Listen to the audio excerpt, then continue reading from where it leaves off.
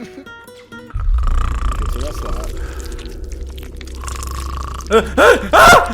Help me! Help me! Help me! Oh God! No! Ah!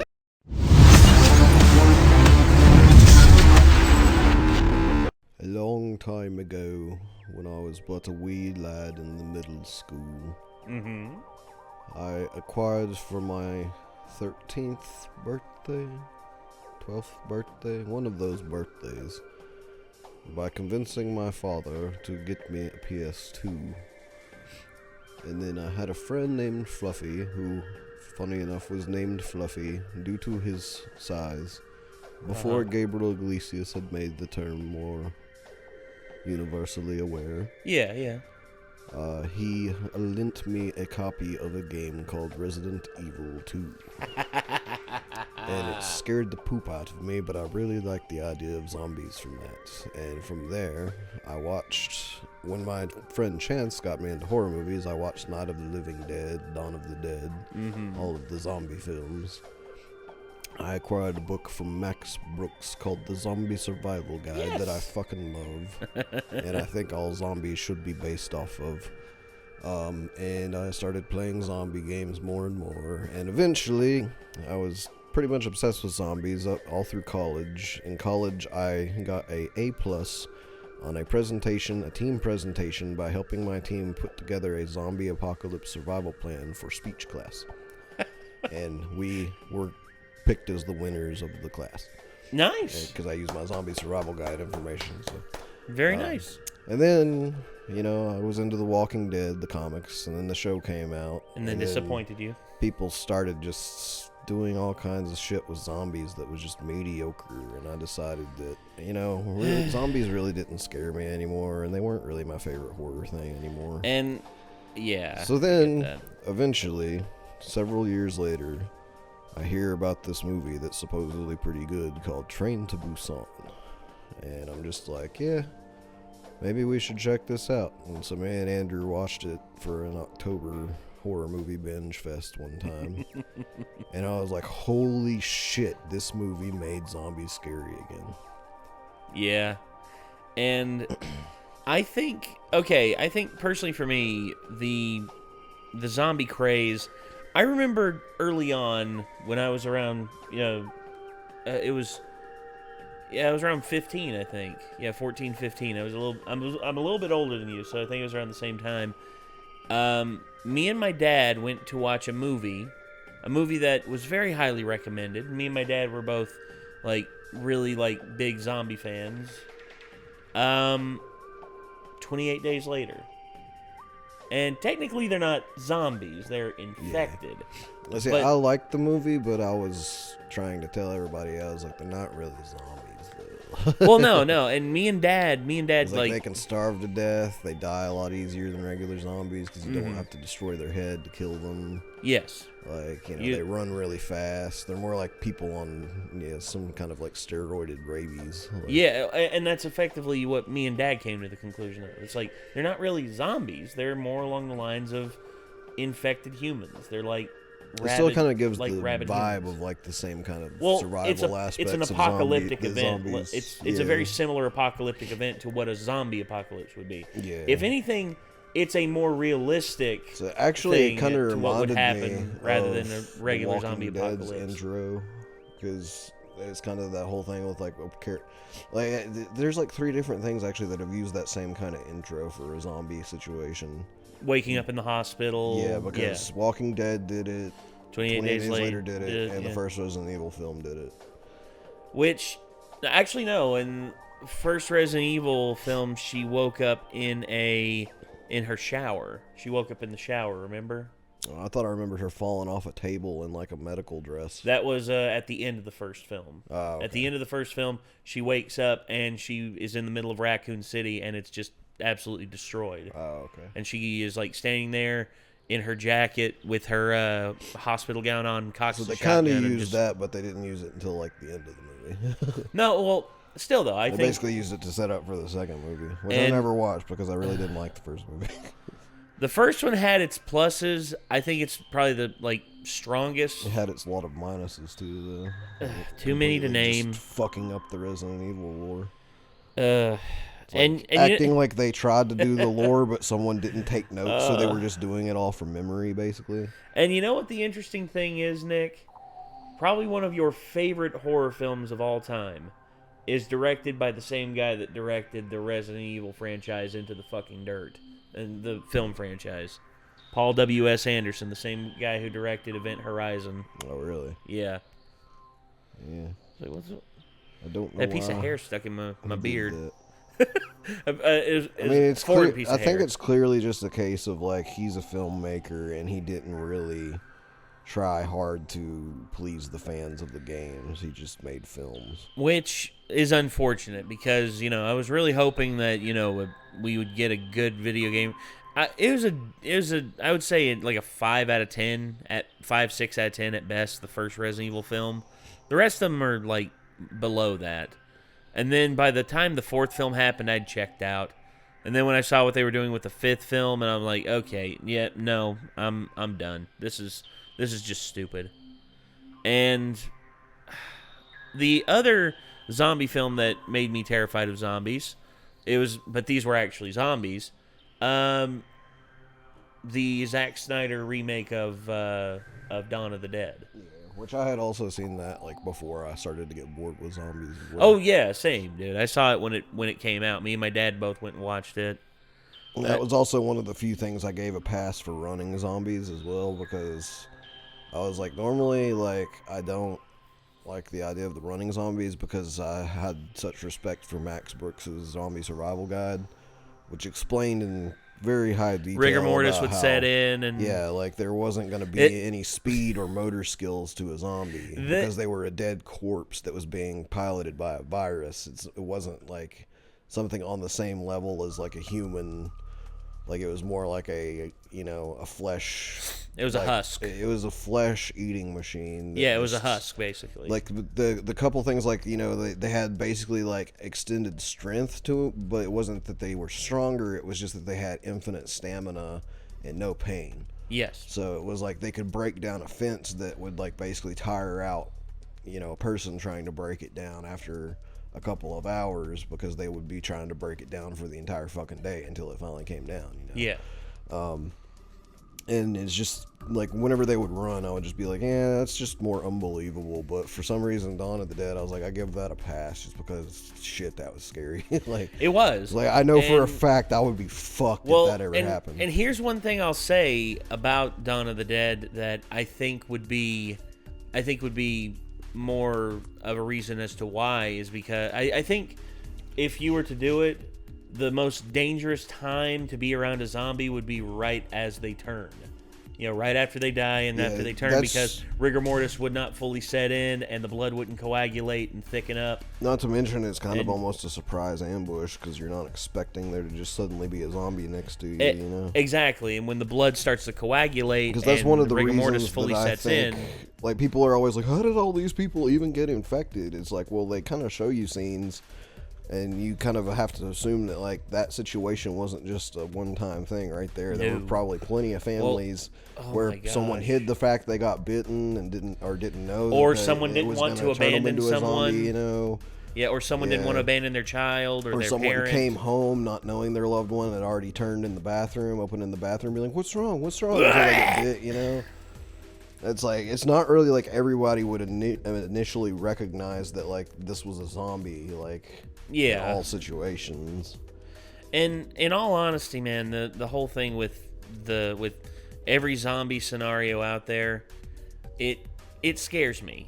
And I think effectively what really started the decline of the zombie craze in the in the 2010s, when The Walking Dead was sort of at its peak and everything, and what really like started to deflate the balloon was Brad Pitt's World War Z. And I'm not calling it just World War Z because it does not do the novel justice.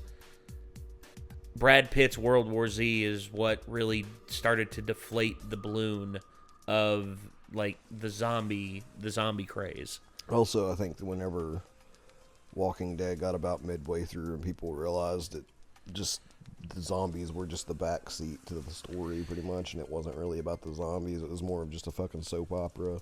Well, And I think one thing about the zombies that sticks with people is, well, they're always present. Like, they're always on the screen. They're always, like, trying to, like, break through the fence, stuff like that. But again, I know what you're saying.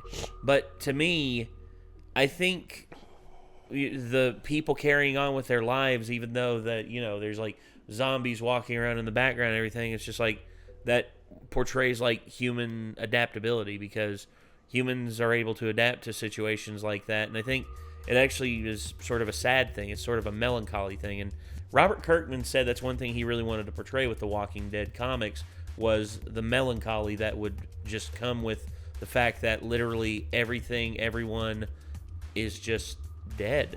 Mm-hmm. Everything that you've known, everything that you've, like, cherished is gone. And the people that you trust at any moment could turn against you because, no fault of their own. But I've also, like, tried to, like, think about those situations a lot, and just one of the main problems that I have, like, is, like, I think that while I have the knowledge to possibly survive a zombie apocalypse myself, I don't think that I have the ability or knowledge to help, like, all of my loved ones survive it with me. And so one of the scariest things to it is just, like, the grief and loss that would come with it. So it would be difficult. That's another thing that I think that it definitely popped back into my mind when I saw this movie. So, and for me, the hardest thought for me is, like, coming across, like, family members, like, especially those who I care about the most. My parents, my siblings. If I were to come across any of them in that state, I would probably be in shock initially. But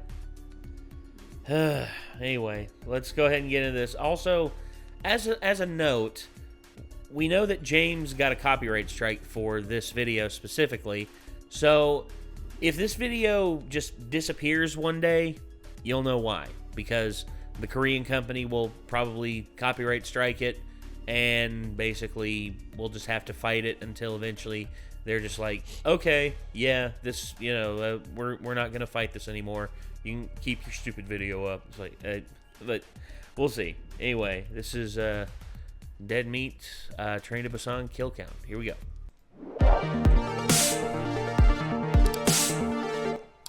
Welcome to the Kill Count, where we tally up the victims in all our favorite horror movies. I'm James A. Janice, and today we're looking at Train to Busan, the 2016 South Korean zombie movie. We've seen that the zombie subgenre began in 1968, but Train to Busan is proof that nearly 5 decades later, you can still make zombie movies that feel fresh and lively. Or, you know what I mean. Train to Busan follows a bunch of passengers on a bullet train who find themselves dealing with an outbreak of the living dead. The zombies here are fast and intense, which makes them that much more dangerous in the confined spaces of this passenger train. Sometimes described as 28 Days Later meets Snowpiercer, Train to Busan could have just been a rip-roaring Z adventure with a unique and interesting setting, but the movie ends up being much more than that. The incredible cast portrays a multitude of interesting characters who go through heartfelt emotional scenes that never come off as cheesy. There's also social commentary galore, with themes of parenthood, class division, trust in government, and sacrifice for the greater good. I don't know if Romero ever saw Train to Busan. He died just a year after its release, but if he did, I hope it pleased him. He had expressed concern that World War Z killed the zombie genre in 2013, but don't worry, Joel. Yep. I mean, hits the nail right on the head, like I was talking about earlier. It's still alive and eventually, when something gets popular enough, something else will come in and bastardize it to the mainstream so bad that it's gonna really take the wind out of its sails. Yeah. For everybody that loved it before. Yeah, and instead of, Now you just got middle-aged housewives that's just like, I like The Walking Dead. Which, okay, here's the thing. If you can appeal to the casual fans and make them more dedicated, but also still pleasing the dedicated fans, you've done like a great mishmash there. Stevie Wonder was great at writing songs that were both raw and artistic, but yet were pleasing and, like, poppy, or, like, would fit on the pop charts. And, movies that pull that off are so few and far between, because every movie studio is just like, we got to do a focus group. We got to put this in here to please this crowd. We got to put this in here to please this crowd. Instead of just letting the artist tell the story. It's not that hard, man. It's not that hard. Anyway, sorry. Notes before we begin. I pride myself on the kill counts research, but when it comes to foreign language films, it becomes more difficult for me. I'll probably miss plenty when it comes to cultural themes, as well as what the cast and crew might best be known for to a South Korean audience. And when it comes to pronunciation of these names and places, I'll do my best. I did consult with a Korean fan for help with that. Huge thanks to Daniel O. But in the end, any shortcomings there will be my fault. Also, I know I just did a stretch where I counted zombie deaths, but I'm gonna have to put that rule on pause when it comes to Busan and its sequel, Peninsula. Especially Peninsula. I am not looking forward to that. Jesus. The thing with the I zombies still in haven't got this to see universe Peninsula is that I yet. don't know exactly how they die. Most zombies, including Romero's, could only be killed by destruction of the brain. But that's not a universal rule in zombie media. In Zombieland, for instance, the infected could be killed by non-brain-based means. It's not clear where the Busan zombies stand. Most of the time, they're durable as fuck, like when they fall from a helicopter only to get right back up. Other times, whenever it's convenient for the plot, they'll go down with a single bullet. I'm not talking shit here. I know all about inconsistent rules. I'm just saying it doesn't work when it comes to kill counting. Now, don't worry, numberholics. I'll still be counting the many, many humans who die in these films. But even there, maybe cut me a little slack, okay? All right, let's It's gonna be a challenge on this one. Yeah, I cut you all the slack in the world, If you James. count all the background characters in this, that's gonna be a challenge, man. Hey, for any of you number files down in the comment section who's just like, James, you get it wrong. You're so stupid. I hate you. I'm gonna tell all my friends never to check out your channel. I'm just like, if any of you are down there, please, for the love of God, go outside, get some sunlight, and please get a life. Thank you. Anyway. Good enough for all of you, and get to the kills. The movie begins in a quarantine zone. Quarantined because its roadkill has a nasty habit of becoming road unkill. Love the effect of this deer becoming undead. It's a great use of CG. Very unsettling sight to start the movie with. Though you gotta admit, that's a cute zombie doll. Seok-woo is a fun manager who's so addicted to work he can barely feed himself properly, let alone find the time to be a proper father. You already got me a Wii as a gift, Dad. Quit trying to buy my love. God! It's his daughter Swan's birthday and she wants to visit her mom in Busan. So early the next morning, Seok-woo drives her to the train station. They don't know it yet, but the outbreak has already begun, judging by that burning building over there. That's funny. The skyscrapers usually aren't ablaze before noon. KTX 101 That was is a a cool Busan-bound shot, too. bullet train. Well, yeah, I mean... Just the reflection, like you can see the building burning. Like that would be fucking scary to see, no matter how far away you are from it. Well, It's like, yeah, oh, and fuck, also what's happening over there? And also the fact that they don't use very many words to like describe. You know, he's like, "Wow, the building's on fire. I wonder if everyone's okay." You instead just know that that's something like fire in a high rise like that is, anything above it, you're fucked. Like that's just the case of it. Anyway, sorry. And since it's where we'll be spending most of our time, let's briefly get to know the occupants. There's a little cappy guy, Conductor Seok-young. He's pretty cool. There's also a team of baseball boys who are headed to an away game and who are joined by their classmate Shin-hee, who signed on as their cheerleader, just so she could travel with her crush Yong-suk. 야, 넌 내가 좋다고 하면 그냥 감사합니다 하면서 받아들이면 돼, 네 운명을. I love his teammates chanting, "Accept her!" 받아줘! 받아줘! Goobo gobble, goobo gobble. Yong-suk is played by Chae Woo-shik, who would later play the son in The Brilliant Parasite. Jin-hee is played by Soi, who had previously been a member of the girl group Wonder Girls. This seemed to cause great excitement among the other cast members. 그냥 시사회도 오겠다고 하고 제가 초대해서 언제 올 수가 오나요? Rounding out our side cast now is a pair of older women, Jongir and her elder sister Ingir, who has an aid to offer in these soon-to-be trying times. Seok-woo and Swan. Always Sunny reference, yes, James. And offer you an egg in these trying times. I forgot about that. Shit. Damn it. These and others on the KTX 101 as it prepares to depart. Before it leaves, a stowaway woman gets aboard unseen. Looks like she's running from a disruption in the train station, which Suan notices after the doors are locked and the train is in motion. Here we go. Boom. Ooh.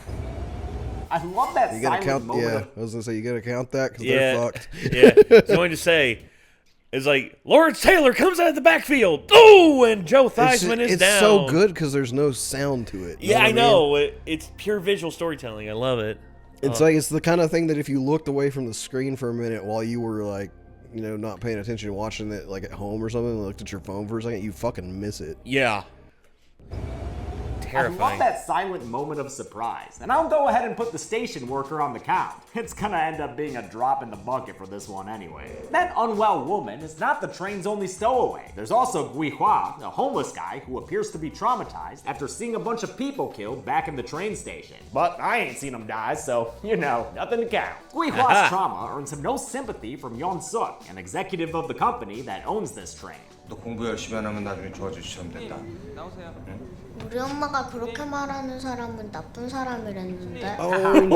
Get burned. In actuality, her butt about to get fucked, thanks to that stowaway woman who's now varicose and stumbly. And dead! She collapses, and after a train attendant finds her, she rises once more to do freaky zombie stuff with her neck. This rabid Zed attacks the attendant Minji, who gets as far as the train car with the would-be baseball stars before she succumbs to all that nomin on the neck. Good job, infected lady. You proud of yourself? I guess so. The train's patient Zero and her quickly reanimated first victim attack everyone else in the train car. And here's the deal. That was the other kind of scary thing about this, is that they reanimate so fast. Yeah. Like, it's a good tool for making it convincing. Because, every person bit is coming back just a few seconds later, rather than like the gestation period of like several hours, like Resident Evil and other stuff has. Yeah, and also Dawn of the Dead, or the Dawn of the Dead remake. 28 Days Later used that as well. Oh, yeah, it was really quick with them. Yeah. They said anything after like 5 or 8 seconds, I believe. Yeah, it's just more believable in terms of like it becoming a problem really quickly, like rather than just like, some rednecks with guns putting it like, nipping it in the bud, basically. Well, I mean, that's the thing, and most... So everybody around here is like, if a zombie outbreak started around here, the rednecks would stop it. And I was like, it really depends on what kind of zombies. Yeah, because here's the thing. As much as I claim myself to be a redneck and a hillbilly, I've got guns and I know how to use them, but at the same time, if I waltz into your room like acting like a zombie, you're probably gonna think I'm fucking with you for a minute. At first, yeah, at first, but then all of a sudden I'm just gonna see you like gnash at me with your teeth. I'm just like, nope, okay, and then I'll grab my shotgun, rack the shell in, and just be like, all right, Nick, if you're fucking with me, this is your last fucking warning. Yeah, if I keep coming at you when you point a gun at me and I'm like, whoa, I'm just fucking with you. Yeah, take the shot. Exactly. It's like, the big-haired man won't go down. Take the shot. Boom. Sorry. All right, back to this. Okay? I'll go by attacks I actually witnessed taking place against non-zombie humans, which in this case gives us 4 kills to add to the count. Chaos ensues in the back of the train, and the scared staff and passengers begin running towards the front. One dude succumbs to his wounds while running and turns into a zombie as another attendant is tackled by his now infected co-worker. As she ravages him, 3 other people are killed in the background, and by time she's moved on to attack a young woman passenger, the male attendant also is the already acting a of the zombie. zombie characters in this is just very fucking good. Yeah. Like their facial expressions and shit are just Well, disturbing. He used this for his thumbnail. Yeah. He used that dude right there for his thumbnail. I love that. I love all right, time to eat. He's like, I'm hungry.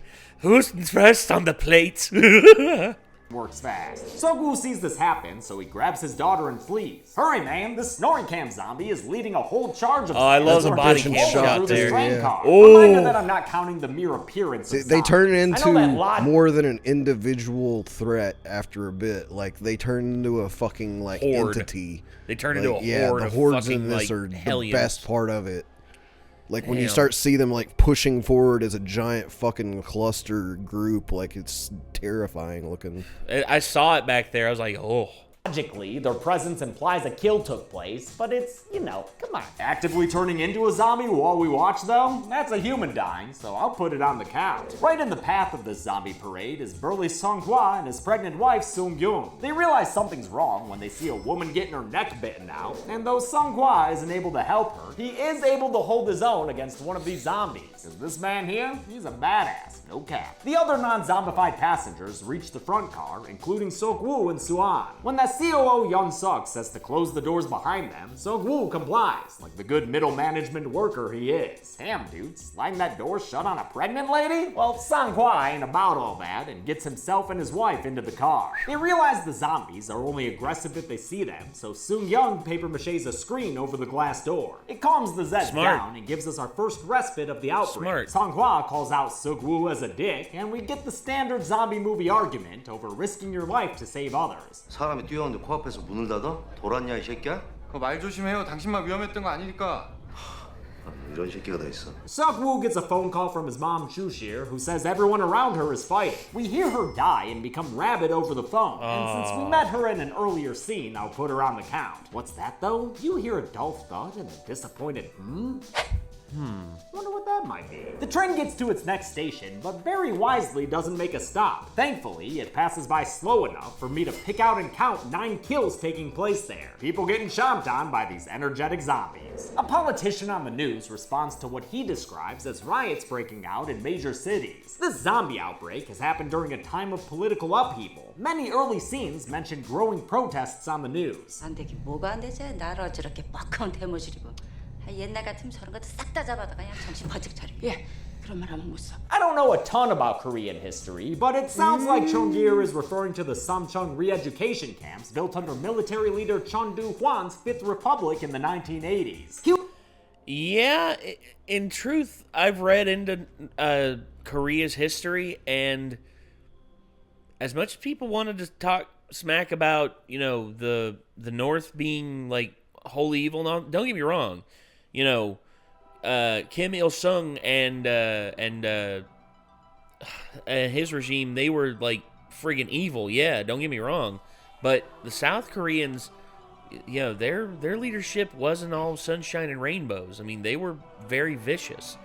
And it wasn't until like the 70s and 80s where reforms started to come in, and, you know, they started to embrace like capitalism more and more, and now South Korea is a mecca of like just everything. I mean, they produce countless technological advances. They produce amazing music. They produce amazing artists. They produce amazing films. I mean, they're just doing everything right. And they have like a culture that's like growing to like an international level of fame, basically, you know? Yeah. And that's great. I mean, you like BTS, dude. I've listened to like one song by BTS, but yet I see them mentioned everywhere on YouTube. They even had a meal at friggin' McDonald's. Yeah, I heard about that. I was like, okay, I can understand Travis Scott. I can understand a few of these, because Travis Scott has actively talked about how he likes McDonald's. But BTS, I was like, okay. Okay, that's interesting. But anyway, sorry, back to this. He was the last leader before South Korea's current democratic they're government. also big into competitive multiplayer games, too. Where hundreds of protesters... Say what? So they're also big into competitive multiplayer games, too. Oh, dude. Like, there's a lot of Korean Overwatch and StarCraft players and stuff. StarCraft. Dude, StarCraft is basically a religion over there. It basically is. And... South Korea has become a very open and like embracing place. They're very friendly, and they love the shit out of Americans over there, because according to them, you know, America basically made them what they are, and you know, they very, very thankful, which that's cool. I'd love to go to South Korea one time.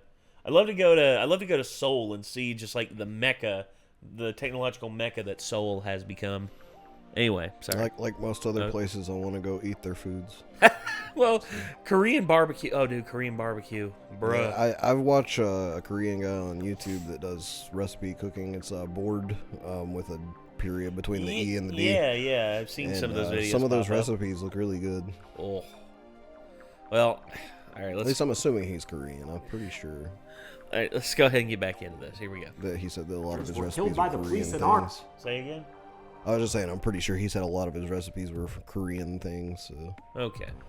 Understanding that national history gives a lot more context and weight to the government's response in this movie. 시위에 따른 혼란으로 도심 일부가 일시적으로 마비되었고 국민의 안전 보장과 사태 확산 방지를 위해 최우선 조치를 취하고 있습니다. Heavy themes to weave into your film, but as we've seen, zombies were founded on cultural commentary. They were also founded on memorable scenes, like this one of zombies falling off a chopper and chasing after skateboarders. Great stuff. No visible kills there, but other news footage does give us 2 extra kills to count, as the word zombies trends online and the government man says to trust them. Everything is gonna be just fine. During this downtime from zombie Says attacks, we're able to every get rich zombie character moments, government like when Suan gives her function seat to ever. Ingir, something her dad doesn't approve of. 지금 같은 때는 자기 자신이 제일 우선이야. 알았어? Seok-woo's selfish mentality probably stems from his career at a hedge fund, which Sang-hwa learns from Seok-woo's daughter, Suan. 개미할게. 윤상아, 너 애 앞에서 못한 소리가 없어 진짜. 괜찮아요. 다들 뭐 그렇게 다 생각하시니까. Such a good Smart scene kid. between these characters. Suan Kim is adorable as Yong-suk, and the other actors are very natural and likable. 이거 아저씨가 만든 거야? Yeah, they were the 2 that I was hoping would make it through this whole thing, basically, the whole time. Well, Besides the kid, you know? well, yeah, of course. But those 2 right there, the dynamic that those 2 have is really great. Also, he's like, I made that, you know? And she's just like, bitch, we made this. Like, it's like, what the hell? 맞잖아.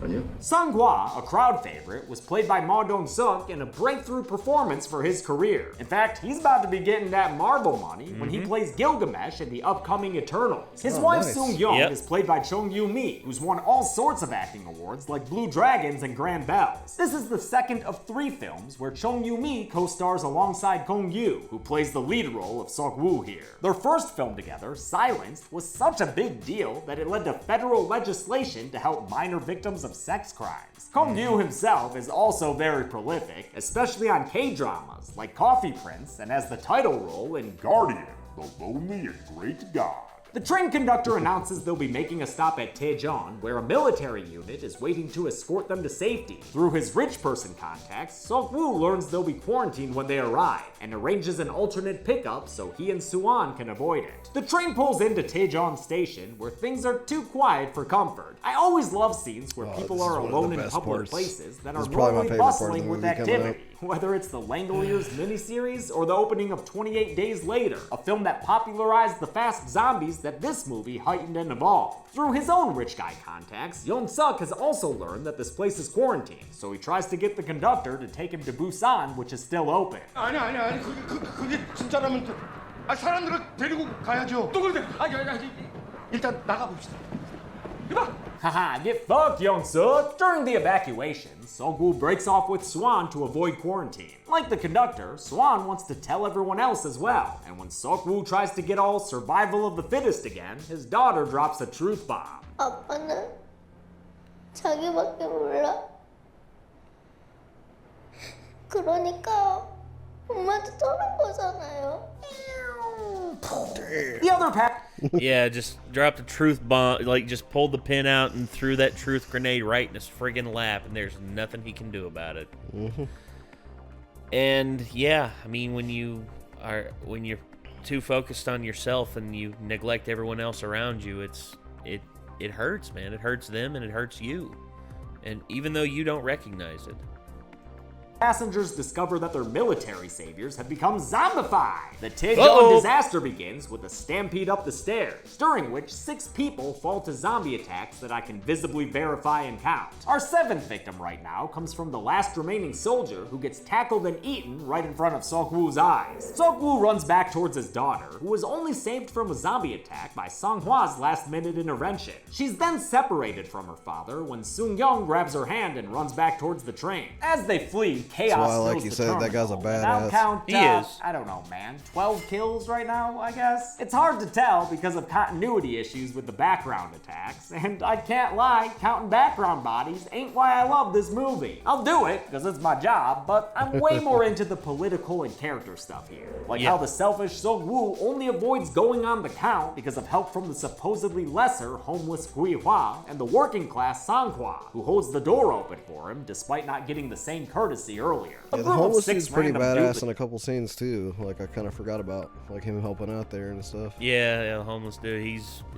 Honestly, never judge a book by its cover. I've always like had that always prescribed to that. Well, he came off like at first as maybe being crazy or something, but you don't quite realize that he's just traumatized from seeing everybody get fucked up before he got on the train. Of course, dude. I mean, you never know what someone else has gone through, and that's why I always try to reserve judgment until I get to know what their deal is. Pretty much. I mean, I'm not one to judge. I mean, I've got shit I don't want to talk about, but I'm not gonna like. I hope people don't misjudge me. I mean, people do judge the way you shit pause out of it me, here, dude. this dude in the middle looks like he's about to drop an album. Like just that look off into the distance. I've seen that on so many album covers. Oh my God, you're right. It's just like Salmon Shirt. That's his pop singer name, Salmon Shirt, or Salmon Hoodie. There we go. Young Salmon. Yep, Young. Yeah. I like that. Which I think that works double fold because Young is also, I believe, a Korean name. Oh yeah, it is. God. Unwisely open the back train car and get devoured by the zombies that pour out of it. Good job, folks. The survivors begin loading back onto the front cars, which takes quite a while, much to the frustration of Yong-suk. Can't take too long, y'all. These zombies are breaking through the windows to get at ya. This rainfall of Zeds causes a split in the survivors, and a small group gets separated and stuck in a back train car. Though Jin-hee wants to wait for her friends to return, Yong-suk convinces an attendant named Ki-chol to tell the conductor to depart the station. That means the train is leaving the baseball lads and the two male leads behind. They give up trying to hold back this tidal wave of Zeds, and as they run to catch the departing train, the way they two start of the to look baseball right here boys are because there's so tackled and many of killed. them in one Oh, spot. Man, that is gonna be. Say what? The way they start to look right here because there's so many of them in one spot, like when they burst through the glass and stuff. You know. The two male Yeah, leads it looks behind. like a. It They looks give like up a. trying to hold it's like back a this liquid. tidal wave of Zeds, and as they run to catch the departing train, two of the baseball boys are tackled and killed. Oh man, that is gonna be one athletic zombie right there. Although honestly, everyone in this film is athletic. Watch as Yong-guk and Sung-woo jump aboard this moving train. Sang-hwa does as well, but only after grabbing a police baton and shield. They prove that it was worth it right the fuck away. I know most zombie movies are physically demanding for their cast and crew, but with Train to Busan's super high velocity Zeds, these shoots seemed especially intense. Hell, in this scene, it looks like Ma Dong-suk tripped and nearly fell into the train. He definitely busted up his hand during the fall. But it seems like everyone was on board for the physicality and acknowledged its difficulties while keeping things light. 아까 서부형은 좀 지금 2배 정도. 네. I give credit that on-set morale to director Yeon Sung-ho, who made Train to Busan as his live-action feature film debut after previously writing and directing a couple of animated films. One of his animated features was Seoul Station, which ended up being a prequel to Train to Busan and shows what happened the night before. I'm not scheduled to cover Seoul Station right now, but maybe I should sometime. Animated films are films too, you know? Yes, they are. Damn it. They're not just kids stuff.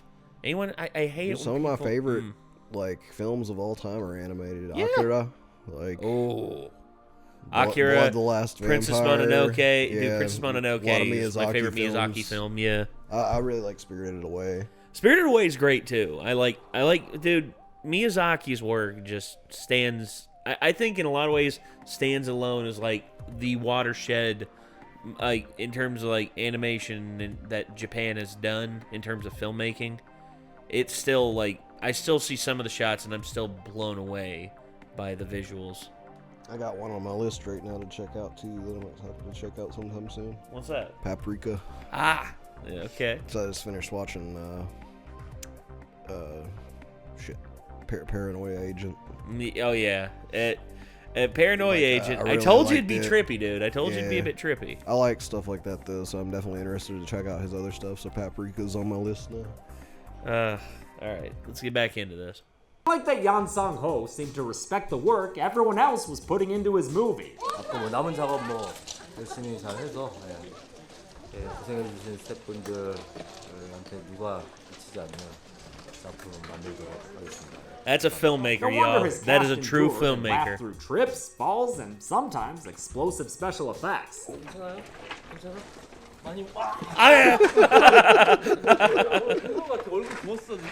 The train's now on a non-stop trip to Busan with 3 separated groups of survivors. Most are in the front car with Yong-suk and Ki-chol. The bust-em-up boys are trapped in car number 9, and some of the most vulnerable are stuck in the back with zombies trying to get them through a bathroom door. Sung-kyung calls Sang-hwa and tells them they're in car 13, 4 cars away from their present location of car 9. An unspoken agreement settles between Sok-woo, Sang-hwa, and Yong-guk to endure these cars full of zombies and go on a rescue mission. The first car, number 10, is tough but doable, especially with the slab of man that is Sang-hwa leading the charge. It was funny to find out that Ma Dong-suk had been Gong-hyu's personal trainer prior to this film. His physicality is enhanced by the way these action scenes were shot by Sung-ho and his cinematographer Lee Hyung-duk. Even though it all takes place on a train, the action never feels claustrophobic or cramped. Their setup for shooting the train scenes looks extensive and awesome. The interior train set was surrounded by green screens and scrolling projection walls with dolly tracks all over the place and removable sides to get long tracking shots. Brilliant. They fight their way into car 11. I've never seen the behind the scenes stuff for this. It's really cool. Set building like that, I mean, that's stuff that I dream about doing one day.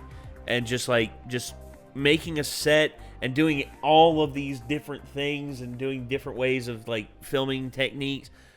Dude, I need to tell Jacob to check out the behind the scenes stuff from this if he hasn't. Oh, dude, He'd probably enjoy it. Oh, absolutely.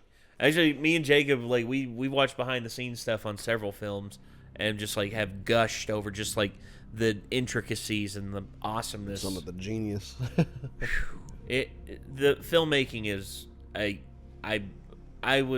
always knew it was tough work, but I never knew just like how the intricacies and how much it affects the end product.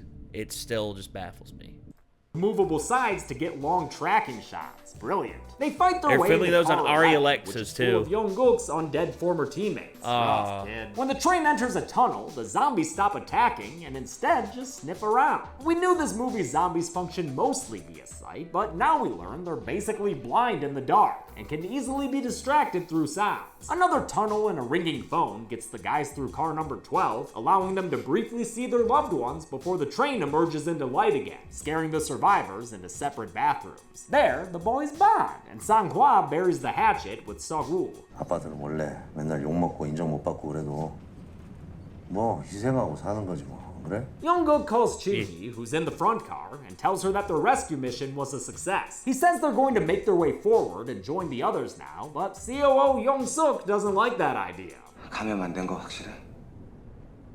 감염 안 된 거 확실하냐고! He tells Chin-hee her friends aren't welcome in the front, and gets everyone else in the car to silently side with him. Except maybe Chong-gir. She's got a sister back there. By the darkness of another tunnel, the survivors in the back make their move. They use the luggage racks to sneak past the crowded train cars, and with the help of a noise distraction, they manage to get by. This scene was very, extremely intense.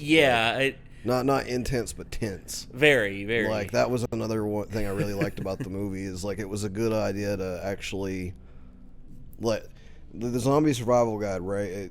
It always talked about, like, how they didn't even need eyes to find you. There was some weird sense that the zombies could use. So their head could be mostly gone, but as long as their brain was still intact enough, they could still come after you. Yes. And there was even, like, the possibility of, like, you know, a severed zombie head still biting you and shit like that. I've seen stuff like that. But I think it was a cool decision to actually make them sight-based in this and give the opportunity to make these incredibly tense scenes in these close quarters where they're sneaking by, like, purely on, like, you know, the instinct, cover of darkness. Yeah. God, dude. To look out for other people when he helps the troubled Kui Hwa, and that's nice. But when they reach the front car, they find that they've been locked out, and that's not nice. Yong-suk has used his powerful status to take control of the remaining passengers. Some of them seem troubled, but they're all being complicit, especially Ki-chung, who keeps Chin-hee from helping the folks in the back. Yong-guk bats away at the door in front of them, while Sang-hwa tries to keep the one behind them shut. One zombie gets their head through and manages to sneak up and bite Sang-hwa on the hand. Soo-young sees it happen and knows what it means. That fucking Since sucked. Sang-hwa knows as well, he asks Sok-woo to help get his wife out of there.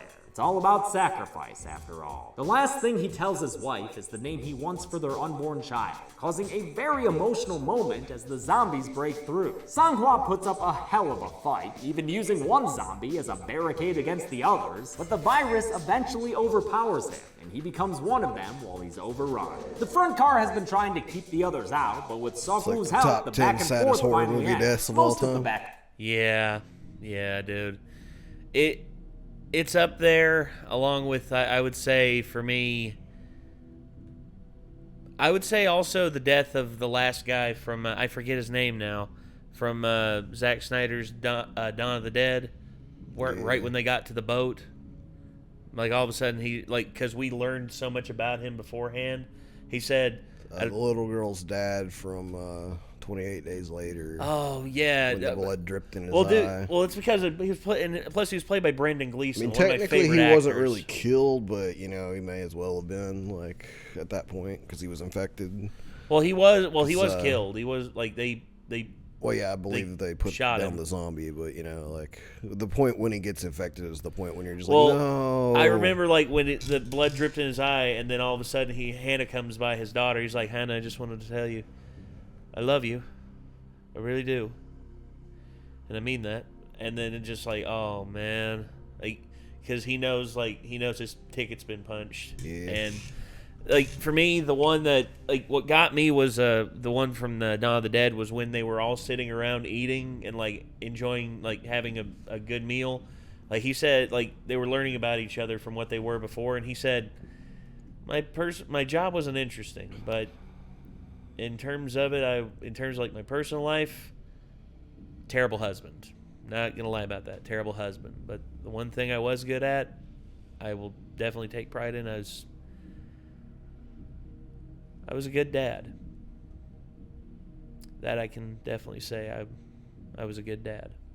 And the fact that his kids weren't around him kind of gave the hint that, they weren't alive anymore. Yeah. And the acting the guy did was just you could see the grimace go over his face of just the realization. It's just because when you're moving forward and you're not thinking about that stuff, then all of a sudden you have a moment to stop and think about it. Just sometimes the weight can just hit you, and you just feel it just hits you like a ton of bricks. Anyway, sorry. Let's go ahead and get back into this. Car survivors make it through to safety, but In-gear is just a bit too slow. As her sister watches, the zombies catch up to her and take her down. Sok-woo assaults Yong-suk for keeping them locked out, and in a cowardice act of defense, Yong-suk accuses him of being infected. He and Kicho lead the nameless remaining passengers until they're shouting at the newcomers to quarantine themselves away.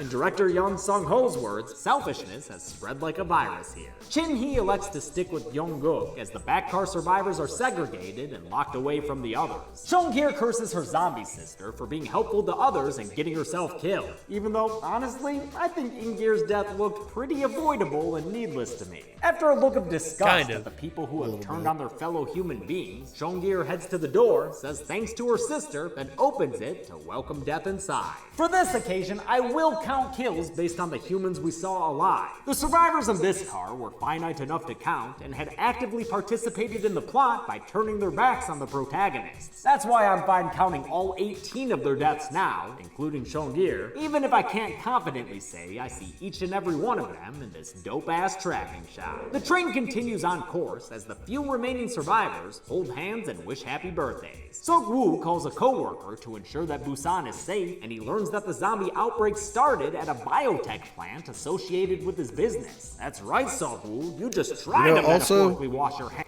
That's one of the only times in a horror movie where I could have, reasonably made an argument that someone did something other people could see as being incredibly stupid and or suicidal, that I was glad they did.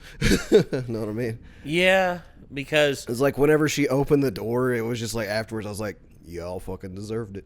They did. It was like, they did, because honestly, I was like, good on that lady for giving the sacrifice to teach you all a fucking lesson that you'll never be able to forget. Like, they were following the loudest in the room. The loudest in the room. He was just like, I am the COO. Yeah. It's like, COO of what, none of bitch? them would let human decency stand up to him. So, like, you know. In all honesty, like, most people, like, as much as I hate to say it, you know, the whole, you know, quote unquote, the alpha male mentality, it is a real thing, and whenever it's abused and it's used to, like, lead people astray and away from, like, you know, common decency and common, like, humility, it's bad all around. But whenever it's used to, like, you know, rash decision making that saves lives, it's good. But again, just anyway, sorry. Hands of this train. You can't! The train conductor drives the train through the entrance to a Disneyland dark ride to find some blockage on their track here at East Daegu Station. He'll have to get another train on a clean track to continue, and he relays his plan on the intercom to whichever passengers are still alive, which, thanks to a bathroom, includes Yong-suk and Ki-cho. 부디 생존자분들은 안전하게 이동해 주시기 바랍니다. 행운을 빕니다. I really enjoy the train captain. He's an undersung hero of the film. As he makes his way to another train, the survivors decide to make their transfer too. Maybe not to that train though, huh? Little cramped. Still stuck inside that bathroom, Yong-suk does the most Yong-suk thing possible and tosses his toady Ki-cho to the zombies to get away. Oh my god, Yong-suk, you suck! The others are still trying to find their way around zombie trains when a flaming zombie train comes hurtling towards the station. There's a big bombastic explosion that really messes things up for everyone, separating Yong-guk and Shin-hee away from the others. While they're trying to make their way through train cars, Yong-suk runs in and throws Shin-hee into the mouth of a zombie. Damn, that guy's just on a marathon of bastardom. As he gets away, Yong-guk stays with the dying Shin-hee, and I'll count both of them together as she dies in his arms, comes back, and chows down on his neck. By now, the captain has got a new train running on a clean track, but Yong-suk continues his destructive path of selfishness when he gets the captain killed by the zombies chasing him too. Damn, that dude was your ride, son! The last 4 non-bastard survivors are stuck between 2 train cars full of zombies, which is not a situation you generally want to be in. As the Zens break through the glass, we get another noble sacrifice, as Kui-hwa holds the zombies back to give the other 3 time to escape. Just in time, too, because that place just got filled with the undead. Suk-woo, Swan, and Sung-young run towards the departing train in the film's big climactic action shots. We've mostly been on a close quarters train and inside train stations, but now we're seeing these zombie hordes running outside with flying overhead shots. I still don't love when they become digital looking waves of bodies, but I do love the chain of zombies that holds on to the end of the train after the survivors get aboard. The zombie tail grows even though they look kind of digital, I like the waves of bodies myself. It's different taste. It's just it makes them look like there's just so many of them and they move like as one, basically. It's crazy. The train down, and it also makes it easier for the ticketless zombies to board. Suk-woo manages to fight them off, so for as awesome as it looked, the zombie tail wasn't all that dangerous, unlike who the survivors find on board this train, a zombie, or zombifying, bastard Yong-suk. Not sure when he got bit, but I take pleasure in putting him on the count. Unfortunately, this bastard's a bastard in his own life too, and he ruthlessly attacks Suk-woo. Sung-young tries to help, but Suk-woo's hand still gets bit. He's able to use a chain to hurdle the bastard zombie from the train, but he knows his goose is cooked thanks to this zombie bite. Swan knows it too. Oh man, this shit is so sad! Suk-woo quickly instructs Swan and Sung-young how to use the train's brake when they get to Busan, then cries with his daughter as she begs him not to leave. Neither say I love you to each other though. Is that a cultural thing or just a movie thing? Let me know. He closes her off in the cabin for her safety and runs to the back of the train, all the while crying at the sacrifice he has to make. To get the audience crying too, we see glimpses of when Swan was born. These are the last thoughts Suk-woo has as he succumbs to the zombie virus, and it's enough to make him smile even as his humanity is erased. Holy shit, man. Between those flashbacks and the score, this scene is devastating. Oh my God, I'm with you, Swan. My heart! The train continues towards Busan until it reaches a roadblock in front of a tunnel, which has, I think, 46 bodies strewn about. At least that's how many editor Josh counted for me after I gave up. He said it was difficult because some bodies just disappear between the various shots and angles, but he did his best, and I thank him for that. So 46 it is. Sung-kyung and Swan make their way. Oh, come on! What is that? 39 bodies in the river there? Fuck! Quit floating around. Why are we counting bodies, though? I didn't think we counted bodies unless we'd seen them alive before. I don't know. He's bending the rules, I guess, to like increase the count of bodies. Anyway, Sung-kyung and Swan pass all the bodies and walk into a tunnel. On the other side, a blockade has been enacted, and the soldiers there are given instructions to shoot, just in case the figures walking towards them are infected. They're about to Night of the Living Dead this shit when Swan's voice rings out singing Aloha Oi. She had said earlier that she learned this song for her papa, and the movie ends with it saving her life.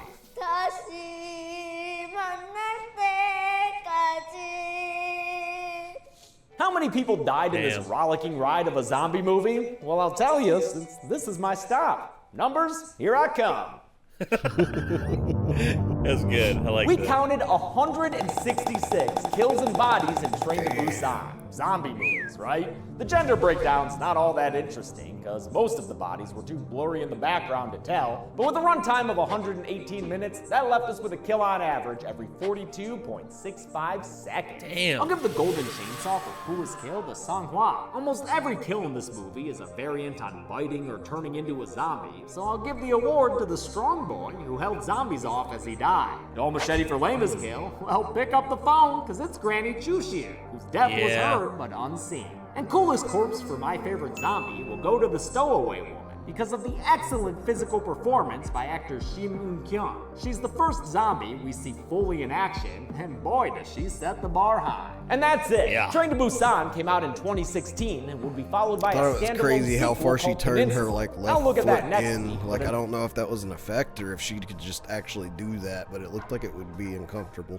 I know what you're saying. Till then, I'm James A. Janice. This has been the Kill Count. Thanks a lot for watching this week's Kill Count. Sorry that we didn't have time to make a trailer for next week's episode, but you know that it's Peninsula, so check it out before the Kill Count. I want to thank some patrons like Julia Gaines, David Tobin, Felix Navarrete, Brian Holbrooks, Gabriel Warren, and Lakin Lindsay. Just a reminder that the Sunday Kill Counts were for May only. We're back to one Kill Count a week, so me and my editors can sleep. There will be the live stream hangout, though, in 2 days on Sunday, so tune in at noon Pacific for that. Thanks, everyone. Be good people.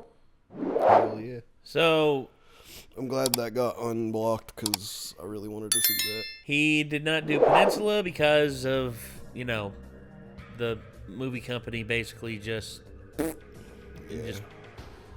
saying, nah, y'all ain't having this up. I wonder if he'll try it now that it's back. Maybe. I mean,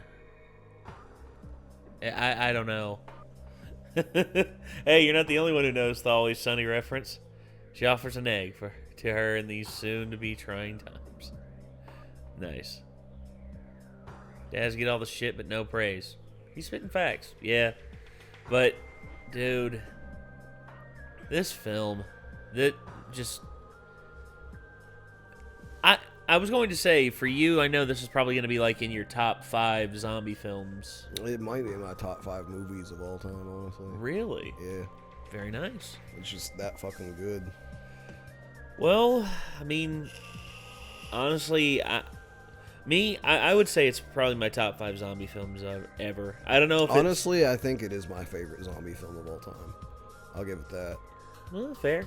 Like, once I saw it, I was just like, this was just chef's kiss. Like, yeah, like managing to like make me care a little bit about zombies again and make me be like, that's terrifying. Like, whenever I've seen so many zombie things already, like making them feel fresh again and bringing me back to like when I was a huge fan of zombie stuff. Like, not to mention, like, he was talking about, like, there's so much more to it than just that. Like, but that's the main reason I love it. But it's impressive that, like, they realized the political commentary aspect of the zombie movies, as, like, foreign watchers, that maybe didn't see them in their original languages, obviously. Like, the fact that that translated across culture and everything is really cool. And the fact that he brought back, like, you know, that Romero introduced aspect of from when zombies started, the political commentary and stuff in it, and it's really, really good. Yeah. And it's very heart-wrenching at moments, and just, like, you know, like he was saying, likable characters and stuff. Like, I can't really think of a zombie film that I'm definitely like, I really would want to watch that film again before I watch Train to Busan again. So I think it's probably my favorite zombie film of all time. Well, I've got a list pulled up here of like the supposed best zombie films ever made, and it says top 12, but it's actually 17 from the list count here. This is from 2020 as well, so this would potentially include Train to Busan. So we have Dawn of the Dead, 2004, Zack Snyder's Dawn of the Dead. Little Monsters, which I haven't seen yet, but I've heard nothing but amazing things about. Yeah, I haven't seen that either. Paranorman, which I've seen a little bit of, but I honestly, like a lot of people have said it's great. The Girl with All the Gifts. I haven't seen that one. That's from 2016. Night of the Living Dead, of course, 1968, Romero. Then Last Man on Earth, which is... actually, they say this one supposedly is like the precursor, like one of the precursors to Romero's, you know, Night of the Living Dead. Ojuju, which is a Nigerian zombie film. Interesting. 28 Days Later, number 10. Yeah, that doesn't surprise me. Let's see. Cemetery Man. I have not seen that. Me either. It's Italian. It's an Italian zombie film, and it looks like it's... I don't know. I don't know what the deal is with that, or with the image of that. Train to Busan. Okay. Number 8 on the list. Let's see. Shaun of the Dead. Yeah, I mean, as funny as Shaun of the Dead is, I wouldn't put it above Train to Busan. That's fine. Let's see. The number 6, Zombie, the first Italian zombie film. See, like, Fulci's kind of different, and even though it's technically zombies, like, it's a different kind of horror and a different kind of vibe than most zombie films give, so that's why I kind of don't really rate it as a high zombie film, even though it's a pretty cool horror movie. Yeah. And then Wreck, which... Yeah, Wreck's pretty up there, but I still put it below Train to Busan on my list. Let's see. Then Rabid by Cronenberg. I still haven't seen that one yet. God. And then Reanimator. Holy hell. I don't consider that a zombie film. I don't really consider that either. I consider that more like a Frankenstein movie. It's Lovecraftian, and it's kind of dark comedy to an extent. Yeah. But I don't really consider it zombies, even though there's reanimated corpses in it. I Walked with a Zombie. Never seen that That's one. a French film from the 1940s, supposedly the actual first. And then, of course, Dawn of the Dead, you know, Romero's that's probably original. My third favorite zombie film, I would say. My second favorite probably being the Dawn of the Dead remake, actually. So you like the remake better than the original? Yeah, it's just more intense and scarier and shit. That's fair. The original is still really, really good, too. I think even Romero admitted that he liked the remake a lot. And I think it stands... I think both films stand the test of time. Like, the original, like, set up the whole, like, survivors hanging out in the mall thing. And I don't think... what was it called? The Xbox 360 zombie series. Oh,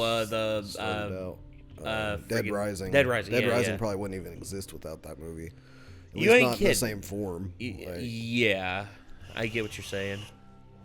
And yeah, that's pretty on the nose.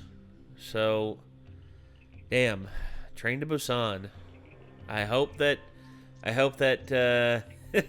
here's to hoping. Here's to hoping that we don't have our reaction removed.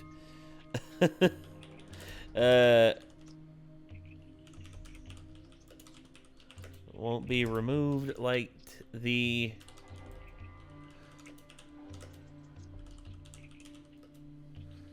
won't be taken down. Won't be struck. There we go. Won't be struck like the original one was. The original release of this.